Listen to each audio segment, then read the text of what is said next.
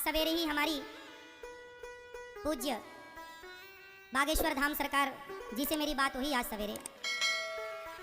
उन्होंने बताया कि आज के युग में अग्नि परीक्षा बहुत देनी पड़ती है। एक बात बताऊं मेरी माँ, हमारे ऋषि मुनियों के आशीर्वाद से हमारे सनातन धर्म में आज भी विशेष प्रकार की शक्तियां आज भी मौजूद हैं। कोई बिलीव करे ना करे, परंतु आज भी शक्तियां हैं और इन शक्तियों को आप केवल भगवान की कृपा मानकर स्वीकार कीजिए। राधे राधे दोस्तों आज गुरुजी ने बहुत दुख के साथ बताया कि हमें आज के युग में अग्नि परीक्षा देनी पड़ती है। और श्री पूजनीय बागेश्वर धाम बालाजी महाराज से हुई गुरुजी की बात, तो गुरुजी ने क्या बताया, बने रहिए इस वीडियो में मेरे साथ। सनातन धर्म पर जहाँ जहाँ अच्छी बातें होती हैं वहाँ वहाँ लोगों की छवि खराब करने के लिए समाज में कुछ लोग तैयार रहते हैं। आज सवेरे ही हमारी पूज्य बागेश्वर धाम सरकार जी से मेरी बात हुई आज सवेरे। उन्होंने बताया कि आज के युग में अग्नि परीक्षा बहुत देनी पड़ती है। एक बात बताऊं मेरी माँ, हमारे ऋषि मुनियों के आशीर्वाद से हमारे सनातन धर्म में आज भी विशेष प्रकार की शक्तियां आज भी मौजूद हैं। कोई बिलीव करे ना करे, परंतु आज भी शक्तियां हैं और इन शक्तियों को आप केवल भगवान की कृपा मानकर स्वीकार कीजिए। पूज्य बागेश्वर वाले महाराज जी से बात हुई। उन्होंने कहा कि आज के इस युग में, इस स्वतंत्र भारत में लोग बहुत पीछे पड़ जाते हैं बदनाम करने के, छवि खराब करने के, लेकिन जिसको बचाने वाले भगवान हो उसका बाल भी बांका कोई नहीं कर सकता।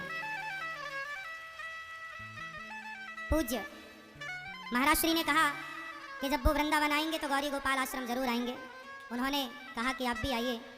तो कहने का तात्पर्य यह है कि उन्होंने सच्ची निष्ठा से, सच्चे प्रेम से, सच्चे भाव से, बिना स्वार्थ के केवल सनातन की सेवा की है।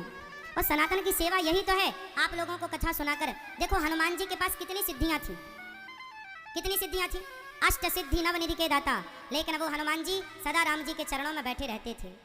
तो कहने का अर्थ ये है कि स्वामी जी, चाहे ये दास अनिरुद्ध हो, चाहे बागेश्वर वाले स्वामी जी हो, हम दोनों का और ऐसे तमाम हमारे देश के कथावाचक केवल आपको सच्ची अच्छी कथा सुनाकर भगवान के चरणों तक ही तो पहुंचाते हैं।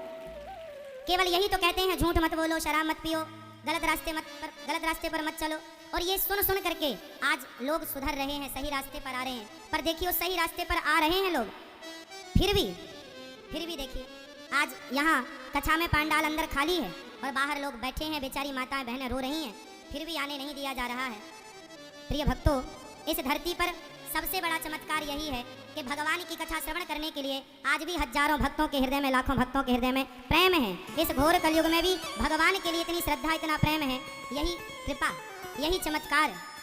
आप दूर दूर से आते हैं, कथा सुनते हैं। आप सबको बारंबार नमन, बारंबार कोटि कोटि आपको प्रणाम कि आपने समय निकाल करके कथा को श्रवण किया है।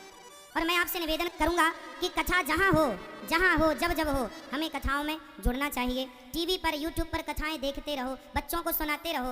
आज के युग में समाज में जो शिक्षाएं हमें मिल रही हैं, उन शिक्षाओं से हमारा हित नहीं है। हमारी शिक्षा के साथ जब तक संस्कार नहीं जुड़ेगा, तब तक वह शिक्षा हितकर नहीं होगी। इसलिए शिक्षा के साथ क्या जुड़ना जरूरी है? संस्कार जुड़ना जरूरी है। पर भगवान सबके रक्षक हैं। भगवान से हम यही मंगल कामना करते हैं कि भगवान सबकी रक्षा करें। और भगवान, हम लोग कौन हैं? केवल भगवान की कथा सुनाकर आपको सही मार्ग पर ले जाते हैं। और सुनाते ही नहीं, सेवा करके दिखाते इसलिए हैं कि आप सुनकर सीखो या देखकर सीखो, बस सीख जाओ। या सुनकर सीख लो या देखकर सीख लो, सीख जाओ। ये हमारा देश हमारे ऋषि मुनियों का, इसलिए सबको मिलजुल करके सनातन धर्म की सेवा।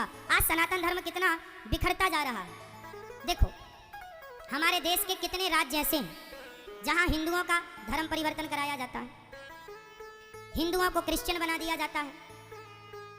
अब हम लोग कथा से कहते हैं कि आप लोग देश की ये सेवा करो, धर्म की ये सेवा करो कि जहां भी सनातन धर्म के हिंदुओं को कोई जबरदस्ती लालच इत्यादि देकर यदि धर्म परिवर्तन कराया या करा रहा है, उसे रोक कर और अपने भाइयों को फिर से वापस सनातन धर्म में लाओ और कहो कि भाई ये अपराध मत करो, अपना धर्म श्रेष्ठ है, स्वधर्मे निधनम श्रेया पर धर्मो भयावह। खुद के धर्म में जीना मरना ठीक है, अपने धर्म को छोड़कर दूसरे धर्म में जाना ठीक नहीं है। आज हमारे देश में सनातन धर्म, अरे हमारे देश में जब हमारा सम्मान है, हमारे संतों से हमारा देश पहचाना जाता है। आज बताओ हमारे देश में जितने भी तीर्थ हैं और जितने भी कुंभ लगते हैं, उन कुंभों को किससे पहचान मिलती है? यदि संत ना हो कुंभों में, चाहे हरिद्वार का कुंभ, प्रयागराज का कुंभ इत्यादि, यदि संत हटा दिए जाए कुंभों से, तो कुंभ में फिर रहेगा क्या? जिस देश को साधु संतों के नाम से, विवेकानंद जी के नाम से जाना गया, जिस देश में वशिष्ठ जैसे, जिस देश में महापुरुष कमी ना एक से बढ़कर एक, सनातन धर्म, इस धर्म के लोग ना सरल हैं, सहज हैं, सीधे हैं, कोई भी गाली देकर निकल जाए कुछ नहीं बोला जाता उसको।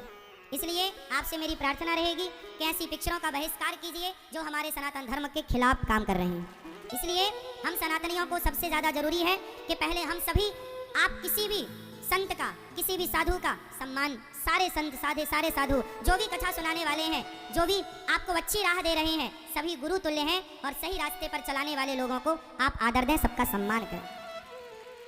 संगठित भारत अलग होगा और बिखरा भारत अलग होगा। यदि हम बिखर जाएंगे तो जब बटे तब